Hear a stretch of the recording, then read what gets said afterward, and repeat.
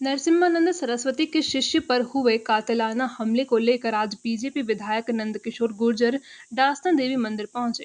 गाजियाबाद डासना देवी मंदिर पहुंचे बीजेपी के विधायक नंदकिशोर गुर्जर मंदिर के महंत यति नरसिम्हानंद सरस्वती से बीजेपी विधायक नंदकिशोर गुर्जर ने मुलाकात की। कल मंदिर परिसर में सो रहे साधु पर किया गया जानलेवा हमला, विधायक ने पुलिस से इस मामले में आरोपियों को जल्द गिरफ्तारी की मांग की है। निवासी स्वामी नरेश आनंद सरस्वती, इनकी उम्र 58 वर्ष है। वह बिहार से दिल्ली जंतर मंतर में एक समारोह में शामिल होने के लिए आए थे। यति नरसिम्हानंद सरस्वती के बयानों की वजह से हमेशा सुर्खियों में रहता है डासना देवी मंदिर। यूपी क्राइम न्यूज के लिए गाजियाबाद से संवाददाता राज मोहम्मद की रिपोर्ट।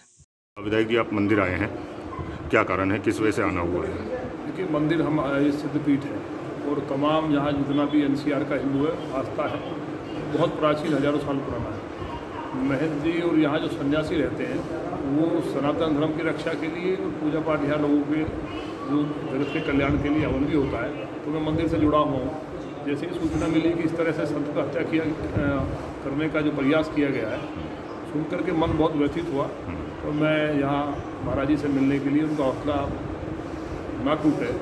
हालांकि वो बहुत मर्द है, शेर, जिस तरह से उनका नाम नरसिम्हानंद है तो सिंह की तरह ही मजबूत है। लेकिन हम आए हैं और पूरी तरह से हम लोग मंदिर के साथ पूरा जितना भी यहाँ आसपास सनातन धर्म के लोग, हालांकि यह संख्या कम है और इसलिए लगातार जिस तरह पिछले दिनों आतंकवादी पकड़े गए, लगातार मंदिर को टारगेट किया जा रहा है, महंत जी की हत्या का प्रयास किया जा रहा है। तो महादेव और महामाई की कृपा है कि महाराज जी आज सुरक्षित हैं यहाँ। और अगर महाराज जी के साथ कोई घटना हो जाती है और जो ये टेरर हो रहा है, इसके बाद यहाँ का हिंदू पलायन करने लगे, यही केवल उनकी सोच है कि यहाँ से हिंदू पलायन कर जाए और पूरी तरह से यहाँ हिंदू ना रहे, तो उसके लिए लगातार जो प्रयास हो रहा है बहुत दुखद है। और महंत जी पे कई बार कोशिश की गई है, लगातार धमकियां मिल रही हैं, यहाँ पुलिस पिकेट भी रहती है, इसके बाद भी हमला हो गया, तो इसको किस तरीके से देखते हैं? ये जो पुलिस पिकेट रहती है, ये चिंता का विषय इसलिए है कि पुलिस के रहने के बावजूद जिसने ये दुस्साहस किया है तो निश्चित वो लोग फिदायीन हमला जिस तरह लोग करते हैं, और पिछले दिनों जो आतंकवादी पकड़े गए थे तो ये कहीं ना कहीं पाकिस्तान का इसमें जो आतंकवादी संगठन है,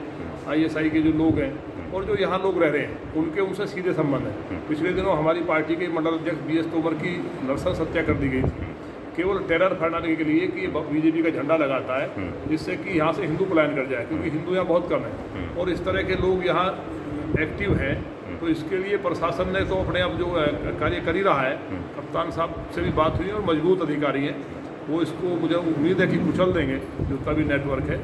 और माननीय मुख्यमंत्री जी इस मामले में जिस तरह से पहले भी महाराज जी को सुरक्षा भी दी गई और कठोर कार्रवाई करेंगे। कोई भी इस तरह का जो यहाँ योजना है या तो यहाँ दंगा कराने की योजना है और यहाँ से हिंदुओं को जो कमज़ोर करने की योजना है, जैसे लौनी के अंदर दाढ़ी काटने का प्रकरण हुआ तो उसमें समाजवादी पार्टी के लोग खुलेआम सामने आए थे। अभी आपने देखा होगा जैसे पिछले यहाँ भी अब भी जो पिछले दिनों जो विधायक हैं वर्तमान में सपा में आए हैं, उन्होंने मंदिर के लिए जिस तरह का ऐलान किया था वो तो ये था कि सरकार की कार्रवाई के डर से वो पीछे हटे, और आज वो सामने ना आकर के उनके साथ जो BS तोमर हत्याकांड हुआ है या जो महाराज जी के जो यहाँ मंदिर में आकर के अपवित्र करने के मामले में विधायक जिस तरह आक्रोशित होकर आगे बढ़े थे, तो इनके कहीं ना कहीं लिंक निश्चित तौर पर है और उसकी जांच प्रशासन कर ले और ये कठोर कार्रवाई हो जिससे कोई भविष्य में इस तरह का दुस्साहस नहीं।